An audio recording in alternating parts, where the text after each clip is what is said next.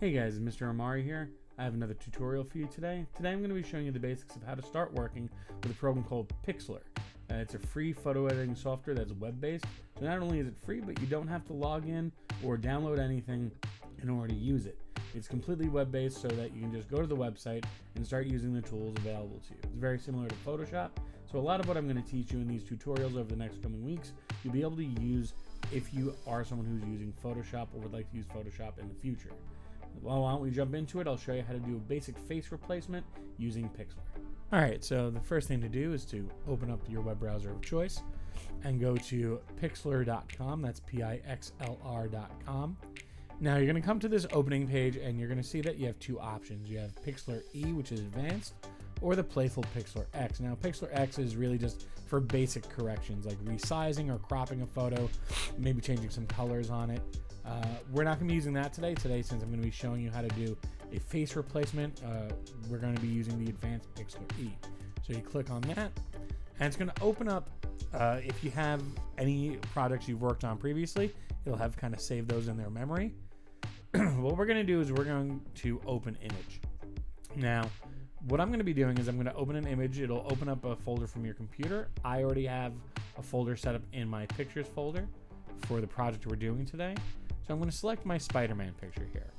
What I'm going to do today is I'm going to show you what's called a basic photo composite. A photo composite is when you take an element from one or more photos and you combine them together to create something new. Sometimes they call that a photo illustration. What we're going to do today is we're going to do a basic face replacement. I'm going to take this awesome picture of Spider-Man from Civil War and we're going to be replacing his face and putting someone else's face there. So now I have my first photo opened up here. What I need to do is I need to open up the second photo where I'm going to be pulling the other elements from. So in order to do that, I'm going to go to the top left here. I'm going to click File. Then I'm going to go to Open Image. When I go to Open Image, I'm going to select the picture that I want to open up. I'm going to click on it, hit Open, and you'll notice that what it does is it opens it up in a new tab within Pixlr.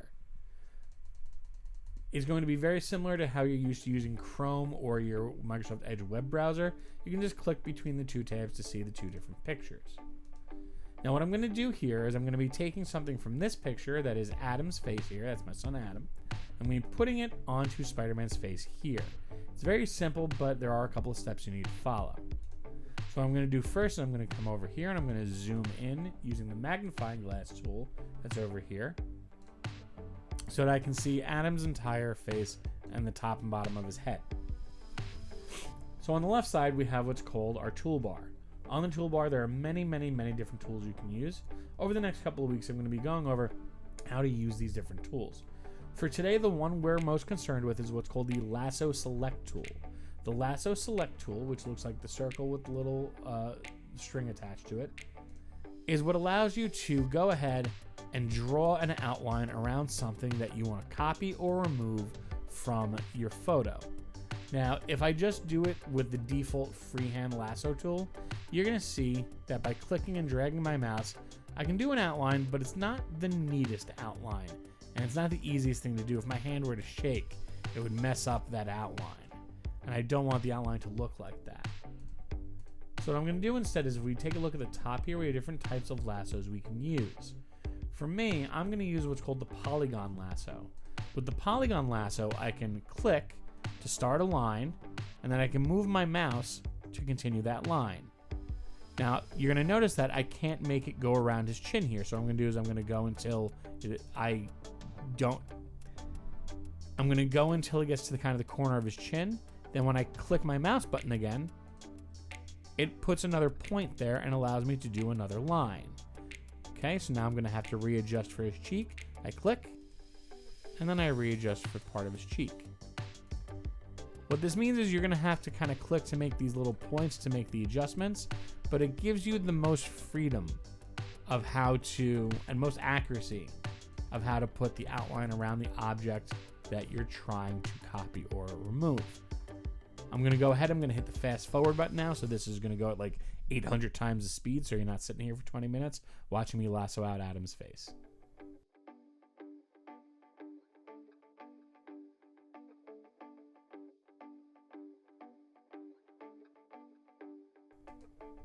Now, when you're doing this, try not to get frustrated. I know it can be frustrating when you first start doing this. It takes a lot of practice to get good with this. And honestly, it takes a lot of patience to be able to do this anywhere where you're going to be happy with the results. Don't worry, it's not going to be perfect. Even with this, I definitely don't have this outlined exactly the same, but it's close enough for what we're looking to do. So you notice that once we finish the outline and we connected from where we started to where we ended, it's going to put this little moving outline around the face. So now all I have to do is go to the edit button up the top left, hit copy. Then I'm going to click my tab and go over back to my original image. Then I'm going to hit edit button again and hit paste. Now you'll see that put Adam's face right there, dead center in the middle of the photo. I'll also bring your attention over to the right side here where we have what is called our layers section. See, the way photo editing softwares like Photoshop and Pixlr work is they use what are called layers. It's almost as if you're taking two different photos physically in the real world and you're cutting pieces out and you're putting them on top of each other. So right now, imagine I had a picture of Adam, I cut out his face, and I put it on top of the picture of Spider-Man. What we're doing is we're compositing or taking two parts and putting them together. Now, obviously, this doesn't look right. His head is way too big, and he doesn't quite fit within the picture. What I do want to do, though, is you'll notice that my Spider-Man photo was put as the background, and it's locked. It means I can't really make any changes to it. I'm going to double-click that lock, so that if I need to, I can make changes to my background. It's very important that you have highlighted the layer that you want to work on. So like right now I have the one with Adam's head. I want to work on that one, so I click on that and it gives me that in that highlight. So now I want to make his head smaller. I'll make it fit on Spider-Man's head. In order to do that, once I have the layer selected with his head, I'm going to go to the edit section and I'm going to go to where it says free transform. You can also hit Control R to do this. This will put a box around his head. Now these little blue boxes that are in the corners of each of these is what's called a bounding box. By clicking and holding with your mouse while you're over one of these boxes, you can just drag your mouse and resize and reshape the head to whatever you need it to be. So what I'm going to do is I'm going to bring it, I'm going to put it over Spider-Man's head. Now that's still a little too big, doesn't quite look right. I'm going to make it a little smaller. And if I'm using the original head as my guideline, I can actually get the size and shape pretty close to what it was originally, so it looks as natural as possible. So not bad. When you click off of it and you click anywhere else on your image, it'll ask, do you want to apply the transformation?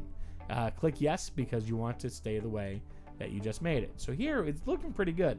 The head's placed in the right spot. It's about the right size.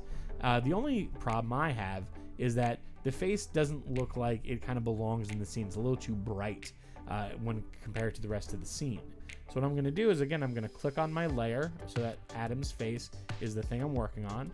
And I can go into what's called our adjustment tab up on the top here. By clicking the adjustment tab, I can change a lot of things. The main thing I'm looking at here is what's called brightness and contrast. Brightness is easy enough. It's just how bright or how dark the image is. I can make just Adam's face brighter or darker. I'm actually going to leave that roughly in the middle here. I'm going to make it a little darker because the rest of the scene is a little darker too. And then contrast is the difference between the shadows and the light parts of your image. Now, in a movie and stuff like that, they're usually very contrasty. You have a lot of dramatic shadows. So I'm going to go ahead and I'm going to up the contrast a little bit to make it pop a little more. I'm going to hit apply.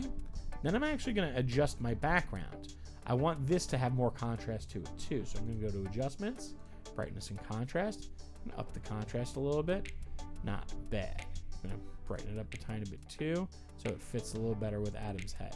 I hit apply, and I have a basic head replacement. I now have Spider-Man with Adam's head that looks pretty convincing. Obviously, it's not perfect, it's not great. I can do a couple of things to clean it up, but for the most part, for a basic head replacement, this is what you would need to do.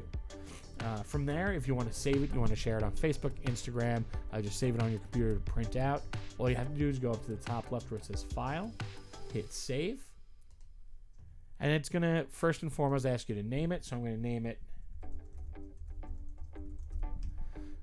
Adam and Spider-Man 2 since I've already done one of these. It's going to ask you what file type. Now, if you're going to be sharing on social media, sending it to people, texting it to people through your phone, you're going to want to go ahead and hit JPEG. That's the most common type of image file that you're going to deal with. And I always like to have the quality bumped all the way up. and I click high for the quality. That way, it's literally as good as the image can possibly look. What you're going to do then is you're going to hit the download button, and it will save it automatically on your computer to wherever your downloads normally go. So it's usually your download folder, and you can just click to find it there. And really, that's it. That's how to do a basic face replacement to create a basic photo composite using Pixlr. I hope you guys found this useful, or at least a little bit interesting. You guys can have a lot of fun with something like this by kind of mixing and matching and swapping parts of a picture onto another part of the picture. So play around with it, get creative, see what you can come up with.